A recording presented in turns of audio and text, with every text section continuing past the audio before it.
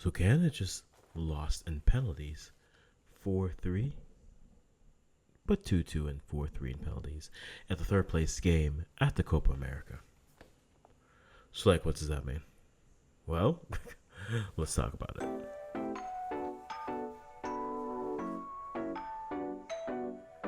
So, yes, welcome back to our series of match reactions, which is called Talking About and Say It. It's called So What Does It Mean? Ultimately, it's my perspective on the match. I mean, some people may agree, some people may not, but kind of how it is. If you like this type of content, make sure you give us a like, comment, subscribe, all that things. We are so close to 800 subscribers, guys. I know we don't ask, but I'm gonna ask again.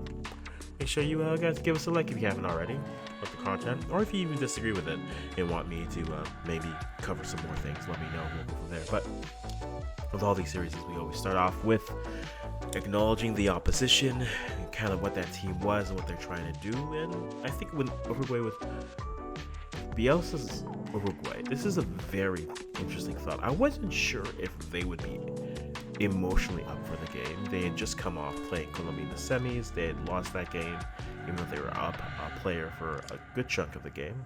And most people look back at that game and say, hey, that's the game where the fight happened. As I'm recording this, the finals of the Copa America just began. And as a result, with some security issues, to give you a good comparison, basically, Copa finals in 2024 is looking like the Euro finals in 2021. There's a lot of fans getting into the stadium. There's a lot of unrest. Security has become a bit of an issue. And we'll talk about security maybe on a later video. But as it sits there, that game was very volatile and with Colombia and Uruguay. And I think I wasn't sure if they'd be up for this game. And it started off like they were looking like they would be. They got their first goal on what effectively felt like their first shot of the game. But afterwards, it seemed as if they were outplayed on this game.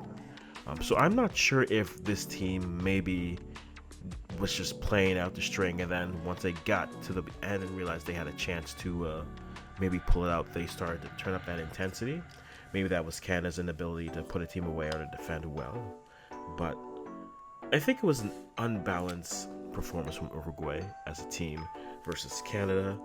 Especially when you look at Canada and you realize they were a very rotated side. But Uruguay at the end showed their veteranness. They showed their ability to pull out a victory.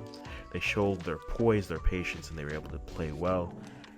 Bielsa, I think, got the team moving, but also some of the switches also worked well. I liked what I saw from Uruguay, but I do have questions about them in terms of what is their ceiling based off of the roster they currently have. I think they could be a good side in CONMEBOL. What does that now rank them when they play other teams against the world? Because it is a bit of a concern if you're an Uruguay fan. You look and say, they were able to get the win, but for chunks of this game, they were being outplayed by a heavily rotated Canadian side. Now, granted, maybe fresh legs are ambitious minds, and that might help you, see players kind of push through, and we saw Canadian players able to have moments to shine. But if you are an Uruguay fan, how do you feel about this game? I mean, it's a third place game at a Federation Championship. I can understand why you'd be interested, but I can also understand where some would look and say, it's a glorified friendly, let's move on from it. But I think Uruguay is a good measuring stick in terms of where Canada was. To review everything, Bentancur scored in the 8th minute, Kone in the 22nd, then Jonathan David in the 80th, and then Luis Suarez at the 92nd minute of additional time. And so that game it's tough to really evaluate Uruguay because it almost felt like they weren't checked in until maybe the second half when they decided we were going to try to go with it. But you saw them being outplayed in the midfield. You saw the wing players for Canada start to create opportunities. You saw their nines being active, albeit unable to finish, and that's a conversation with it, which we'll get to just shortly. But I think Uruguay was a side that grew into this game.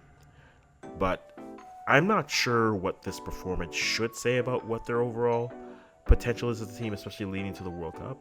Or maybe it should be an early indicator or an early warning as to maybe flaws for the team. But let me see them as they play against the other side. Also, let's see if there are any suspensions from the brawl. As I mentioned earlier, I don't think security has been the best for this tournament. There's a lot of things in this tournament who I don't feel have been the best. But again, that's another conversation for another time that we'll get into.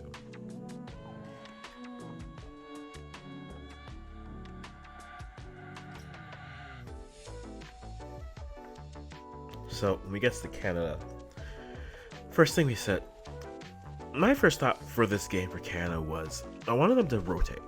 Not because I wanted to give away. Now, this was a big conversation pre-game.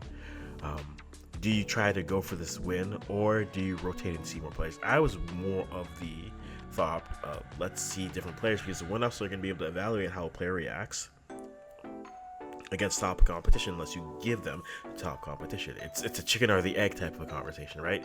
People will say, well, they don't have experience against top teams, but you don't give them that experience. So Canada start with Dane Sinclair in goal, with Alistair Johnson as the right back, Luc de Fougerolles with his first start for Canada, Moise Bombito and Richie Larea, who wore the armband, Kone and Chouanière as your two holdings, with Ahmed, Osorio, and Schaffelberg as your attacking trio, with Tani Oluwaseyi, however they want to say it. I say Tani, and we see how it goes. That was their starting 11. On the other side, Uruguay had a Rochelle, Vigna, Caceres, Jimenez, Nandez, Valverde, Ugarte, Bentancur, Araujo, Darwin Nunez, and Pelistri as their starting 11. I think for Canada, we got, for me at least, I got what I was looking for. I want to see how these players who hadn't played yet would react against top competition and the top players. And in large stretches of this game, they were the better side. The first thing I think was important to notice, other than the fresh faces, we were counting what? Sinclair, de Fougerolles, Chouanière, Ahmed, Toluwasi. That's 5 different starters. And if you want to look at it from the beginning of the tournament, that's 7 different starters. Yes, Tejan's injury does play a role there, but Schaffelberg wasn't the start at the beginning of the tournament. Ahmed wasn't a starter. The front attacking 4 were starters. Chouanière wasn't the starter at the start of that, so that's another 5. Luc de Fougerolles, Dane Sinclair, 7. Larea, you can kind of put him in, though he didn't have match fitnesses, but you had 3 regular starters in the side. The other 8 at the beginning of this tournament hadn't come in, and I think they held themselves well. I think first thing I want to point out here is a midfield trio makes the world of difference. If you're going to have a player like Jonathan David playing, you want him closer to the net. And we saw, I did post this on X, and some people were like, you're kind of late to the party, which is fair. I think Kone is the best player on Canada.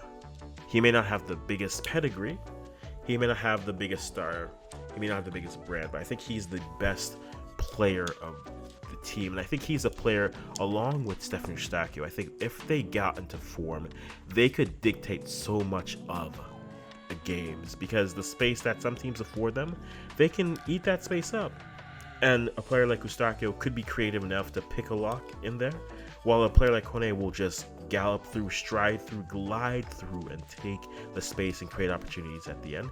I do think when it comes to his decision making nearing the final third, I think he processes a little bit too much versus just reacting and going. And by processing, I mean he plays a tick slower when he gets to that final third, because he's trying to create that perfect opportunity for himself or a pass. But we saw opportunities where he was just passing, picking passes off to the strikers where they weren't able to really reward him. But Ishmael Kone's emergence over this tournament has been documented and cannot go as understated. He has emerged. To me, he is Canada's best and most important player. And I've always kind of rotated that player around. I've said maybe Tejan is the most important because it allows you to play with Davies with space instead of him having to be on the ball. And Davies, when he came into the game, he had a moment where he went hero because they gave him space, and he almost lost it. Then he got it back and then put a shot just wide of the post, and you thought to yourself, he kind of failed upwards here, not in a negative way, but like he did the thing where everyone's like, oh, he's going hero ball, that's not good. And then he got the ball in a great position and just created a corner with a slightly defective shot, and you're gonna get that with Davies. But I think if you have a functioning dominant midfield for Canada, everything around them becomes so much more dangerous, because now if you have to collapse and contract inwardly, that's giving more space to the Schaffelbergs when healthy, the Tejans, or even the overlapping of Alistair Johnson and Richie Larea in this case, but Alphonso Davies specifically. I think if Kone continues to emerge, I think you open the door for this team to play not only through the middle, but with pace as a threat versus pace with creativity. Because pace as a threat is knowing that if Alphonso Davies is 10 steps away from you, he's on sides and he's going to beat you to the ball regardless of when he passes, whichever midfielder passes him the ball. I think that's very important to see and emerge when it comes to Canada, what they're trying to do and grow their program. I did mention Kone with an amazing goal. I will say, when it comes to Tani, how do you evaluate Tani? Do you look at him from a standpoint of, well, he's putting himself in great positions, he's just not able to finish? Or do you look at Tani and say, he has not been able to finish, it may be time to look for a new player? And I think both arguments are fair. I do think there's a reality where no one has been scoring for Canada, so our leash is much shorter than it would be in other years, because you've seen them create opportunities down the flanks, down through the middle, but they have been able to finish them. And Tani had about 4 chances in the first half where it was a cross from Chouanier, puts it in to the side of the net, and then it's a cross from Ali Ahmed, and he can't get his feet beside it. Then Ismail Kone threads a through ball to him, and he can't get his foot to it. It became so frustrating, and I jokingly was like, I don't want to put Nigerian slander on this page, but at some point he's going to have to finish a chance. Tandy can't be Dippin' Dots where he's the 9 of the future and then try to say, well, he's getting good positions, he's going to come in.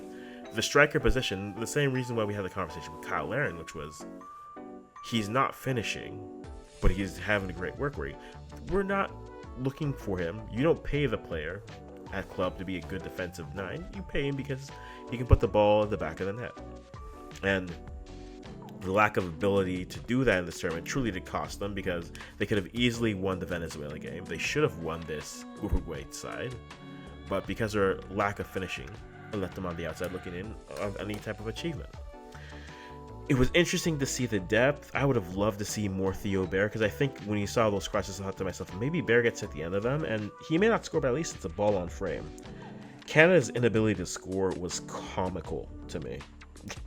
Because at some point you get so frustrated, you can't even get frustrated anymore. You just laugh and say, how are we just going to not score this game? And they found a new way to outdo themselves in every match, which was just remarkable.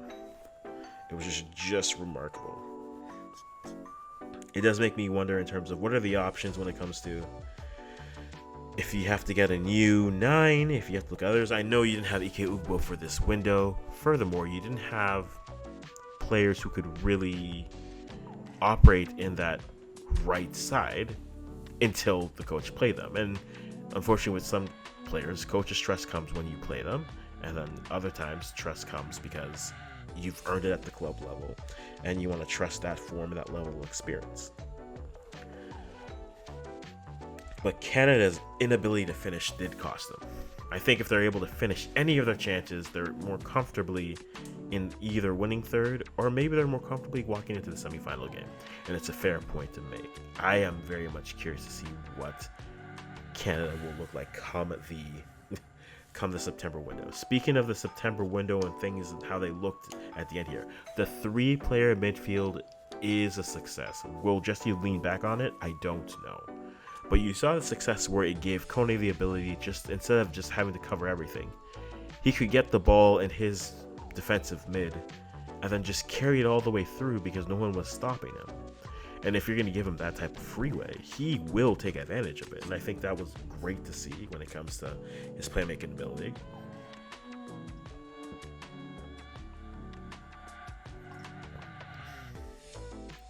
We also saw Jesse Marsch finally go to the depth, and I think the depth all played well. Chouanier, Ahmed, Schaffelberg, you can call him a depth piece, but he was still there.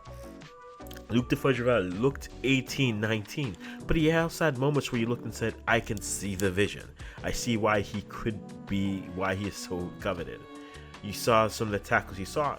He looked more comfortable on the ball than Bombito at some times. And it wasn't even that he was just a more confident dribbler. His decision-making was so much more precise. There's a sequence at the beginning of the first half where he got the ball and he got a little bit of pressure from a Uruguayan forward.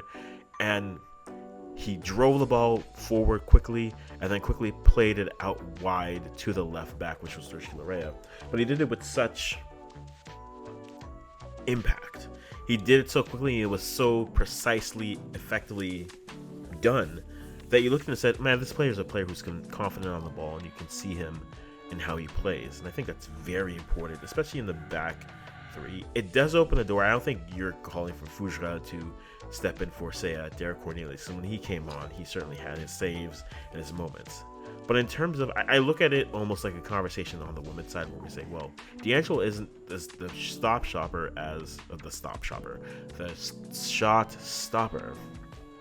that, say, Sabrina D'Angelo is, or Kaylin Sheridan. But maybe now that they understand themselves a little bit better, they can now effectively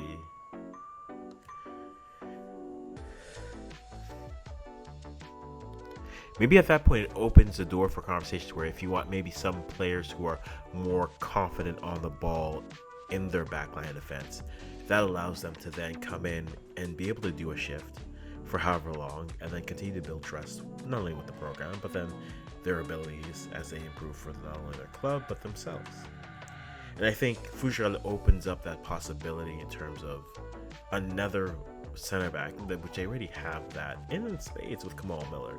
But now you add in a Luke de Fujira who is confident on his feet and can defend, just has to learn some of the dark arts of defending as a center back. I think you could be nothing but pleased there with the potential of Canada's back line, as well as what the depth is out wide. I know we didn't see much players, whether it's an Ali Ahmed or Mathieu Chouanian. I think I got concerned because if the coach doesn't rate them, then you have to find a new set of players who are playing well. Now, the coach didn't really rotate until you reach the third place game. And again, kudos to those players. They played extremely well. But I do have a video that's going to be coming out a little bit later this week where we talk about different options out wide for Canada. We look at players that have been called in, maybe some players who were called in the past but could fill in the role. But that was all mainly because we weren't seeing Marsh really testing or giving the opportunities to Chouanian or a player like an Ali Ahmed. And I think seeing how they performed against Uruguay, it does open the door to say maybe the coach can trust these players on a full-scale rotation. Because, I mean, yes, Kone is the story of the game, but Chouanian had a great pass to Tani, as did Ali Ahmed. Ahmed really did have a great pass, but Tani wasn't able to put it away. And then that just left you in a situation where we're not sure. But now you feel more confident because you've seen the depth and how it's been able to perform. Yes, in the third place game against a team that may not have been emotionally vested in it. It was Suarez alleged last game for Uruguay. But I think it would have been, I think it's a great point to bring in terms of once you test your depth, you now have an idea of how players can perform. And it's no longer a test of, okay, I have to go to every friendly to show how well I'm able to play. It's more of this player may fit better for this type of side. And I'm very curious to see how Marsh kind of frames his decision making when it comes to that as time progresses and moves. I'm very much interested now to see kind of what happens with Canada after this, because I don't think anyone saw this deep of a run happening with them, especially this soon. I think you could have seen it was possible. I don't think many of us saw it coming, myself included. What does Jesse Marsh do now? He said some good things. The team has said a lot of good things leading afterwards, mentioning the CPL, how their player performed. I'm not too concerned about losing in penalties to Uruguay. Yes, Davies with the Panenka was... I know he's going to get criticism for that. Was the right call. He had the goalie beat, but terribly executed. What does Canada do now? Are there players who maybe those 25 to... 26 players called in. Are players 27 to 32? Are they now close because of the opportunities that they see? Or is this 26 not moving much because of how they performed against Uruguay? I'm curious to see. I'm wondering what this does for Canada's men's program. Does this increase the interest? Does this push them now to really, from a fan standpoint, be able to really start to invest into this team in terms of what they could become. I'm very much curious to see. Canada right now is in the spot on the men's side where they don't have the imagination of the nation, but they certainly do have their curiosity. And I think what they do next could be very intriguing. I think getting quality friendlies will be very important for them, but also being able to continue to run a good play. They did this against all CONMEBOL teams, right? Argentina twice, Chile, Peru, Venezuela, then Uruguay. For them, it's important. I think outside of fixing their finishing woes, they need to string some wins together here, because you saw the talent, you saw what they're able to do. I wonder now also on the player like Kone and how he's emerged over this tournament, if maybe the flow of the teams is deferred to him versus, say, a player like Davies. I will always say Davies is most dangerous when he doesn't have the ball, because it's not even if he's leaving, but if you give him the space, a diagonal ball to space, he is winning that most times. And that puts a lot of pressure on a defense. So if you do that, but then you give, say, a Kone who's able to now thread that pass, or Eustachio who in good form could do that, I'm very curious to see how that looks in terms of the pressure and what they're able to do. There's a lot of positives that you can take from Canada here. And there's a lot of curiosity, guys. You let me know what you think about how Canada performed against Uruguay, but also overall their Copa America performance. I'm curious to see what you guys think. Who stood out to you from there? I think Alistair Johnson had a great overall tournament, consistent well. Bombito had his moments. Can't really talk about anything. Everyone will mention Jacob Schaffelberg in terms of he was a player who created a lot of spark. He was also one of the Y players who played more directly, and I think as teams see them, they'll have more of a book on them and how to play them and how to defend. I think Schaffelberg's pace was neutralized against Argentina, but then he was able to really run through against Uruguay. So I'm curious to see what you guys all think. But until next time, guys, thanks again, and yeah, we'll stop talking right here.